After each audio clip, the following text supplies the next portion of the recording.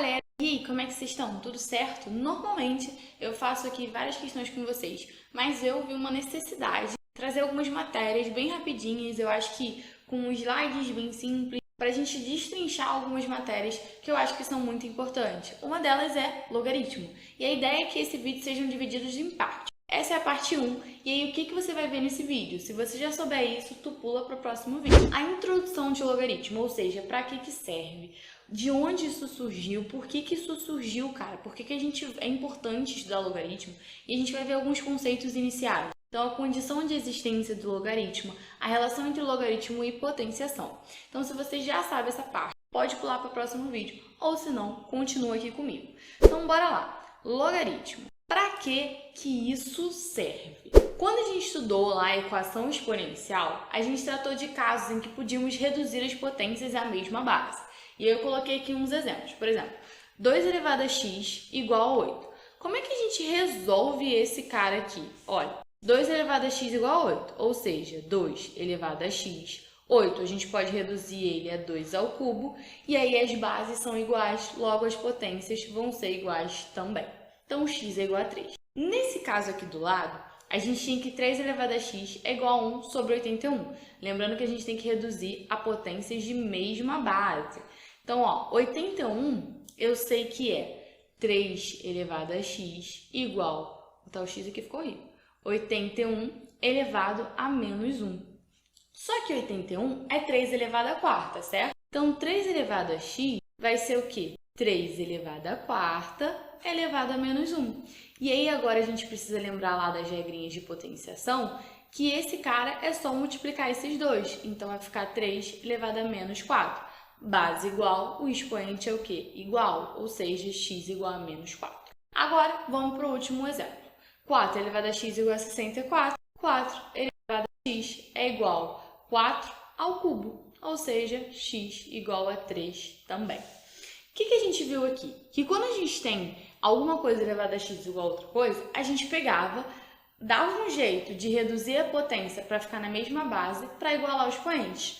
Só que, meu gafanhoto, se isso não acontecer, se a gente não tiver como igualar esses expoentes, e aí, por exemplo, e como resolver a seguinte equação? 2 elevado a x igual a 3. Pensa comigo. Se eu fizer o seguinte, ó, x igual a 1, vai ficar 2 elevado a x igual a 2 elevado a 1, que é 2. E se o x fosse 2? Não é o 3, né? A gente quer que seja 3. O 2 elevado a x vai ser 2 elevado a 2, que é 4. Só que o 3 está entre 2 e 4. Então, eu sei que o meu expoente x ele é um número entre 1 e 2, mas eu não sei quem é esse cara. E é aí, eu sei que o x é um número que está entre 1 e 2, mas não é nem 1 nem 2. Mas eu não sei quem é. E é aí, cara, que é aí que entra o logaritmo. E aí, gente, se não tivesse logaritmo, a gente não conseguiria resolver equações desse tipo. Tudo na matemática, gente, eles se depararam com um problema, por exemplo, esse, que eu não consigo resolver com as coisas que eu tenho para resolver, com os artifícios que eu tenho para resolver, e falaram, pô, precisamos de um novo artifício. E daí criou-se o logaritmo, beleza? Na época, ele foi muito útil nas grandes navegações. Posso até procurar mais sobre isso, mas realmente eu só sei que ele foi útil nas grandes navegações para fazer os cálculos que a galera precisava, de fato, para ir lá no mar, né? Mas vamos ao que interessa, não é mesmo? Vamos começar a estudar, de fato, logaritmo. Bora lá! Qual é a definição de logaritmo? Vou botar eu aqui embaixo. A nomenclatura vai ficar log de b na base A é igual. Até agora você não sabe nada, só sabe que log de b é igual a A. A gente descreve ele dessa forma. Log de b na base A. E aí eu já dei o spoiler, né? A nomenclatura é o quê? Esse cara aqui é a base. Esse cara aqui é o logaritmo. E esse cara aqui é o logaritmando. Deixa eu botar ele aqui. Logaritmando. E aí, gente, a gente vai ver a definição. A gente já viu os nomezinhos. Então, o x é o log do b na base A. E a gente vai ver algumas definições. Para esse log de fato existir, de fato a gente conseguir resolver, o que precisa acontecer? A A e B são números reais e positivos, ou seja, esses caras aqui são maiores que zero e A não pode ser 1. Eu vou realmente desenhar uma reta aqui para vocês terem clareza no que acontece. Então, ó, vou desenhar duas retas aqui. Essa aqui é a reta do A e essa aqui é a reta do B. Esses caras aqui são valores positivos, ou seja, são valores que estão acima de zero. Só que o A não pode ser 1. Então, ele é bolinha aberta no 1. Então, o A são valores positivos, mas não pode ser 1. E o B é qualquer valor positivo.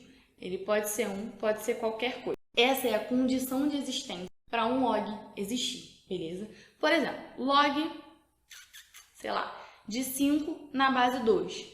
Esse cara aqui é o logaritmando, o 2 é a base dele e os dois são maiores que zero. E o A é diferente, a base, é diferente de 1, tudo certo. Isso aqui é igual ao log deles, que eu vou chamar de x, que eu ainda não sei resolver. Então, até agora, a gente só viu os nomezinhos e a condição de existência. Bora seguir. E aí, galera, a gente sabe que o logaritmo é a função inversa da potenciação.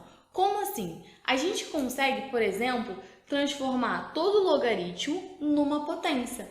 Olha só o que acontece. O log de b na base a igual a x, a gente pega esse a aqui e a gente leva lá para o outro lado empurrando o x. Então, ele vai lá para o outro lado e empurra o x. E esse cara é igual a b. Então, o log de b na base a igual a x, se e somente se o a elevado a x é igual a b. Isso aqui é o inverso. Por exemplo, sei lá, log de 4 na base 2 igual a x. O que isso quer dizer, galera? Que, ó, o 2, empurrei o x, vai ficar o quê? 2 elevado a x igual a quem? 4. Ainda não vou resolver, porque esse aqui eu sei resolver, mas ainda não vou resolver não. Vou botar outra aqui, log, quero que vocês aprendam uns conceitos, depois a gente vai para a parte da resolução. Log de 5 na base 3 igual a y.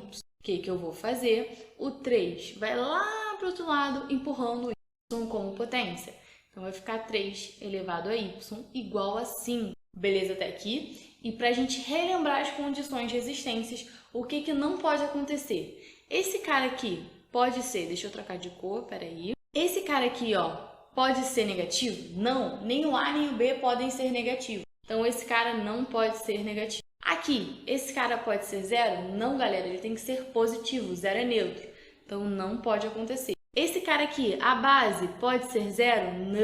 Não pode ser zero. Nem o A nem o B pode ser zero. A base pode ser negativa? Não, nem a base nem o logaritmando podem ser negativos. Então, também não pode. Muito cuidado, às vezes ele vai te dar um log que nem existe. Aí você fala, não existe esse logaritmo, porque não atende às condições de existência de um logaritmo. Bora para a próxima? Muito importante. Quando a base de um logaritmo for 10, a gente pode omiti-la. Como assim, Carol? Deixa eu colocar aqui minha carinha aqui para cima. Por exemplo, deixa eu botar aqui. Opa, voltar preto, foi. Log de 2 na base 10. A gente escreve normalmente log de 2.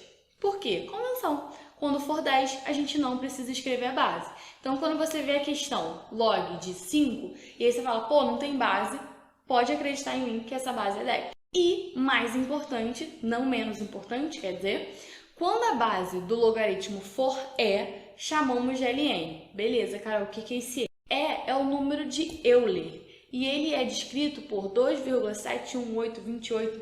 É um número irracional. Toda vez que a gente tiver a base, o logaritmo neperiano, né?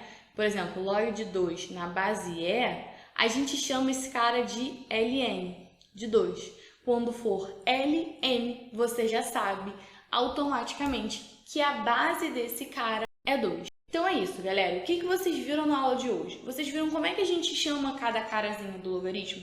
Vocês viram algumas condições, vocês viram as condições de existência.